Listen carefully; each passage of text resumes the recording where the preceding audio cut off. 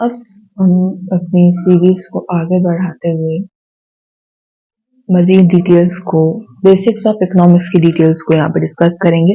मैंने स्केर्सिटी का कॉन्सेप्ट पढ़ाया, स्केर्सिटी को डिटेल में डिस्कस किया, रिसोर्सेस स्केर्स हैं, मगर वो रिसोर्सेस हैं कौन सी ये नहीं डिस्कस किया। अब हम उनको जो है वो देख रहे हैं, that basically what are the key scarce resources,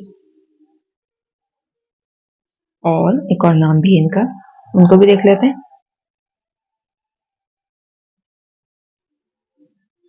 factor of production, यानी कि वो फैक्टर्स या वो इनपुट जो कि प्रोडक्शन के फंक्शन, प्रोडक्शन के पूरे एक प्रोसेस के अंदर यूज होता है।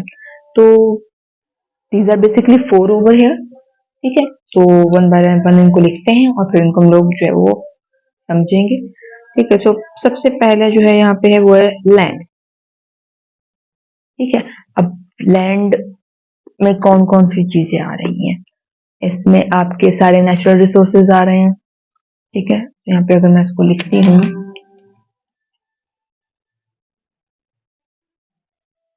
Land refers to all natural resources including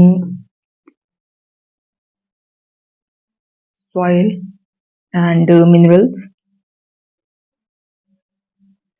water, क्योंकि वो भी जमीन में ही मौजूद है, एंड एयर।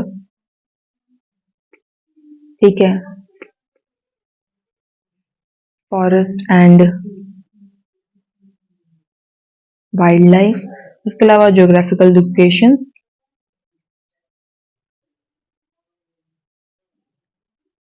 ज्योग्राफिकल लोकेशन, इसके अलावा क्लाइमेट। तो ये बेसिकली जो है वो लैंड की डेफिनेशन में सारी चीजें आ जाएंगी। आपका नेचुरल रिसोर्सेज में सॉइल है, मिनरल्स हैं, आबो हवा है, पानी आ गया, जंगलात से मौजूद, और वाइल्ड लाइफ है, ज्योग्राफिकल लोकेशन है, क्लाइमेट है, सब इसी का पार्ट है। तो अब ये रिसोर्स जो है वो स्केर्स क्यों है, उसके पॉइंट्स अगर देखें, that why land is a scarce resource. ठीक है, तो it is limited in supply. ठीक है, it is limited in supply क्योंकि आपके पास लैंड भी एक लिमिटेड है, उससे प्रोड्यूस होने वाले सारे मिनरल्स जो हैं, पानी जो है, ये जो फॉरेस्ट है, उसकी वाइल्ड लाइफ है, वो एक लिमिटेड है। ठीक है, इसके अलावा ये है कि ये मल्टीपल पर्पसेस के लिए यूज होता है, can be use for multiple purposes, जैसे कि ठीक है, जैसे कि फार्मिंग है, एग्रीकल्चर सेक्टर आपका पूरा का पूरा लैंड पे डिपेंडेंट है। ठीक है, इसके अलावा हाउसिंग है, घर बन रहे हैं, सब कुछ। ठीक है, इसके अलावा कंज्यूमर की डिमांड है, सब कुछ इसमें आएगा। ठीक है, ठीक है, सो ये कुछ बनती हैं, इसके अलावा भी बनते हैं काफी सारे। सो वो डिटेल्स अब आप लोग खुद रिसर्च आउट कीजिए और सर्च आउट कीजिए और मुझे कमेंट सेक्शन में बताइएगा। ठीक है, आगे बढ़ रहे, third one is it's quality and productivity.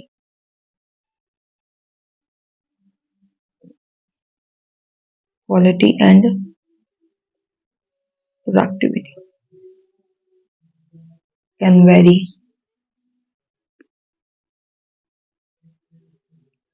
Greatly.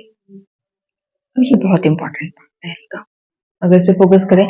Land का कोई एक पीस होगा, ठीक है, अगर मैं ज्यूम करती हूँ यहाँ पे, फॉर एग्जाम्पल 3 लैंड्स के पीस है, मैं ज्यूम कर रही हूँ सेम साइजेस में। अब किसी एक के अंदर कुछ ऐसे मिनरल्स मौजूद हैं जो कि वीट के लिए बेस्ट है, एक ऐसे एनवायरनमेंट के अंदर मौजूद है जो कि कॉर्न के लिए बहुत बेस्ट है, और तीसरी जो है वो बिल्कुल बंजर है, बैरन है बिल्कुल। तो वो जो है आपका हाउसिंग सोसाइटीज के लिए या इंडस्ट्रीज फर्म्स के लिए वो बेस्ट रहेगी। ठीक है। अब ये भी हो सकता है कि वीट के लिए भी जो है आपके पास दो किस्मों की हो। एक में जो है वो वीट की प्रोडक्शन जो है वो ज्यादा होती है, दूसरे में कम होती है। डेफिनेटली रीजन मतलब ये चीज यहाँ पे एक्सप्लेन कर रहा है कि उनकी क्वालिटी में भी फर्क है, उनकी प्रोडक्टिविटी में भी फर्क है कि वो कितना यील्ड दे रहे हैं आपको। ठीक है। सो लैंड वाले पार्ट को यहाँ पे कंप्लीट करते हुए अब मैं आगे चल रही हूँ लेबर की।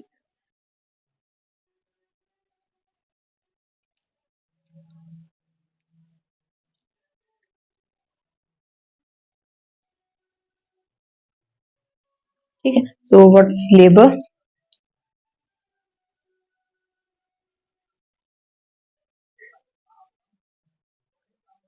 Labor refers to the human effort,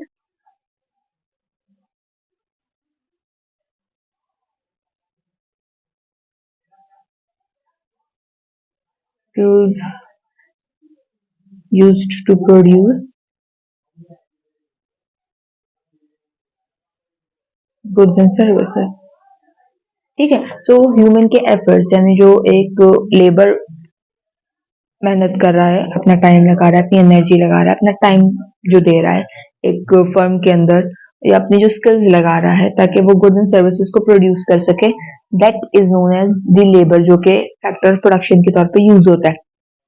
तो अब इसके आपके पास क्या फैक्टर्स हैं जिन पे आप रिलाई कर सकते हैं, या इसके क्या करेक्टरिस्टिक्स हैं, अगर हम इसको क्लियरली यूं बोल दें तो इसके करेक्टरिस्टिक्स में एक तो ये है कि there are only 24 hours in a day. ठीक है। मगर इसमें से भी लोग 18 घंटे काम करते हैं, क्योंकि एटलीस्ट 6 hours का रेस्ट या स्लीप जो है दैट जो है स्लीप जो है वो एक ह्यूमन बीइंग के हेल्दी होने के लिए बहुत नीडेड है। तो ऐसे तो देर आर 24 hours, वो चाहे तो 24 hours काम कर सकते हैं, but it's a major part too. तो इसको अगर हम लोग 24 के बजाय अगर हम इसको 18 कर लें तो कोई गुनाह नहीं होगा। ठीक है। Moving forward to the second one के यहाँ पे भी आपको जो है वो लेबर की स्किल्स में और प्रोडक्टिविटी बहुत ज्यादा वेरी करती है। प्रोडक्टिविटी कैन वेरी ग्रेटली, जैसे कि देयर आर अनस्किल्ड लेबर। ठीक है। फिर होते हैं semi skilled, then comes the skilled labour, जो कि बेसिकली आपके मैनेजरियल लेवल के लोग होते हैं मोस्टली। मैं ये नहीं कह रही कि सिर्फ वही होते हैं, वो भी इसके अंदर शामिल है, मोस्टली वही होते हैं। ठीक है। थर्ड करेक्टरिस्टिक्स इज, ठीक है, अब लेबर की लिमिटेशन कहाँ पे आती है? लेबर इज लिमिटेड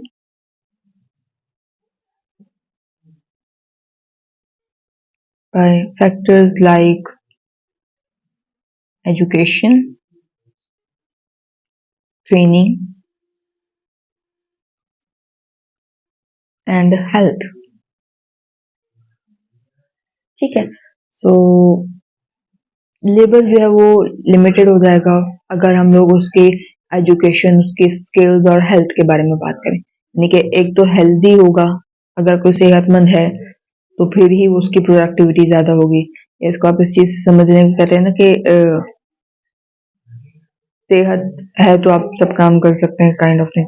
सो वो है। ठीक है। सो एजुकेशन, जितनी ज्यादा तालीम होगी उतना ज्यादा स्किल्ड होगा, उतना ज्यादा जो है वो काम अच्छे तरीके से मैनेज हो सकता है। जितना ट्रेंड होगा, जितनी स्किल्स ज्यादा होंगी, वही वाली बात है, हेल्दी होना भी एक लेबर का जरूरी है। तो जब ये तीन कैरेक्टरिस्टिक्स आ जाएंगे तो आपका लेबर बहुत लिमिटेड हो जाएगा, क्योंकि आपके पास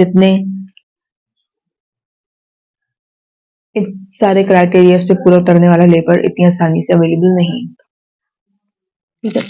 इसके बाद अब हम मूव कर रहे हैं अपने थर्ड फैक्टर ऑफ प्रोडक्शन की तरफ। that is capital.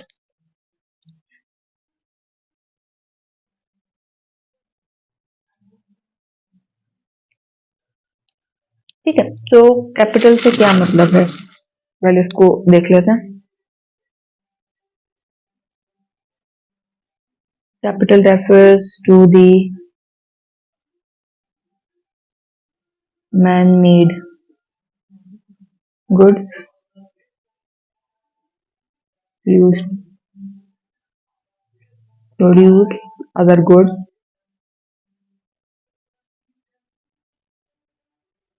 and services.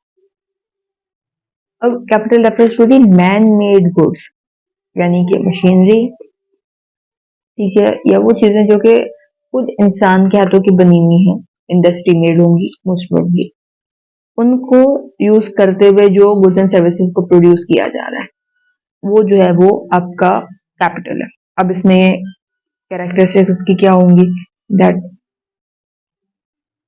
It requires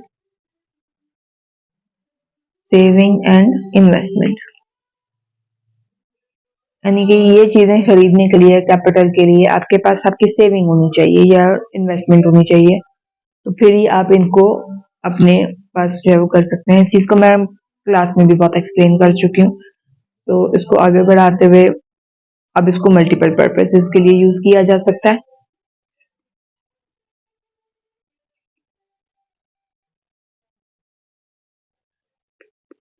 multiple purposes, ठीक है। अब कैपिटल होने का मतलब ये नहीं कि सिर्फ इंडस्ट्री में ही लगेगा और उससे एक प्रोडक्शन होगी, बिल्कुल भी नहीं है। मशीनरी जो है वो कंप्यूटराइज फॉर्म में भी हो सकती है और उसके ऊपर कोई सर्विसेज वाला काम भी दिया जा सकता है।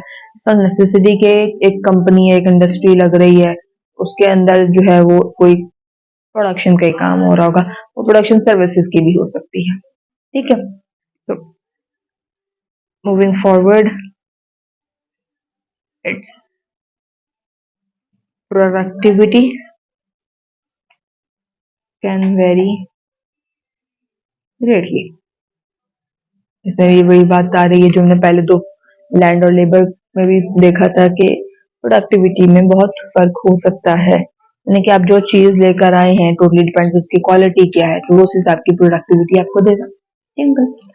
तो इसके बाद हम लोग मूव कर रहे हैं अपने लास्ट फैक्टर ऑफ प्रोडक्शन की तरफ, that is entrepreneur.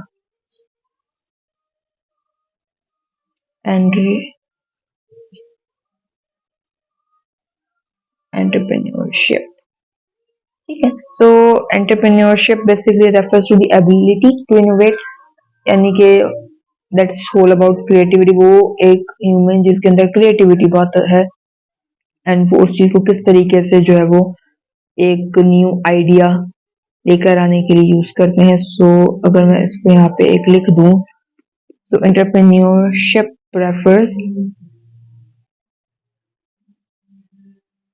To the ability to innovate, take a risk and organize,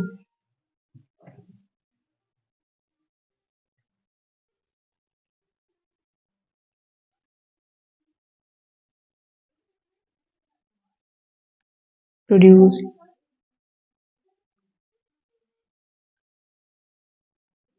goods and services, ठीक है।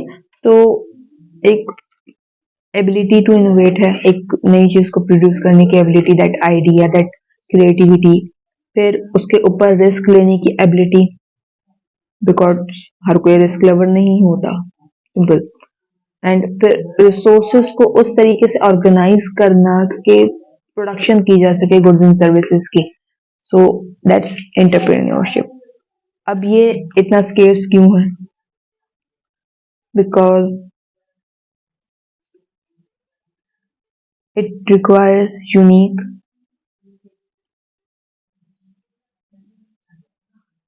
skills and unique skills and abilities, क्योंकि not everyone can innovate, also the same one to get risk, और फिर वही same personality जो resources का efficiently organisation करे और उसे मैक्सिमम प्रोडक्शन करे। ये एबिलिटी और स्किल्स हर किसी में नहीं होती। तो ठीक है, so it involves taking risk, जो कि मैंने अभी ऊपर भी लिखा हुआ है, एंड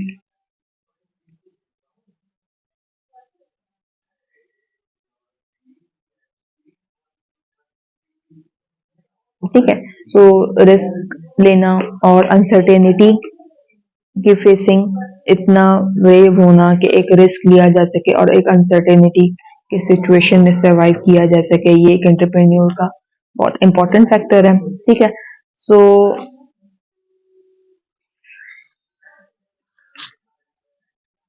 तो इसके अलावा है कि अब ये लिमिटेड कैसे हो सकता है? लिमिटेड बाय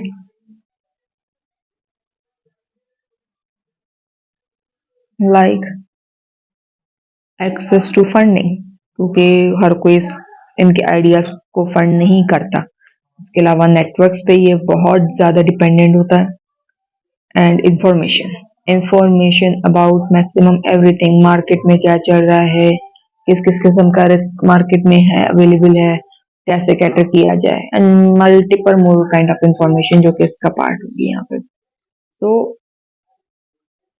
अब मैंने आपके सामने 4 इम्पोर्टेंट फैक्टर ऑफ प्रोडक्शन या वो स्केर्स रिसोर्सेज के बारे में डिस्कशन कर लिया। इसकी स्केर्सिटी के बारे में तो हम पढ़ रहे थे, मतलब वो 4 अलग क्या थे, स्केर्सिटी कैसी थी, उसमें किस किस किस्म की थी, उनमें किस कैसी कैसी कैरेक्टरिस्टिक्स है, वो हमने देखे, तो वो भी मैंने आज कंप्लीट करवा दिया। अब हम अगले लेक्चर की तरफ मूव करेंगे।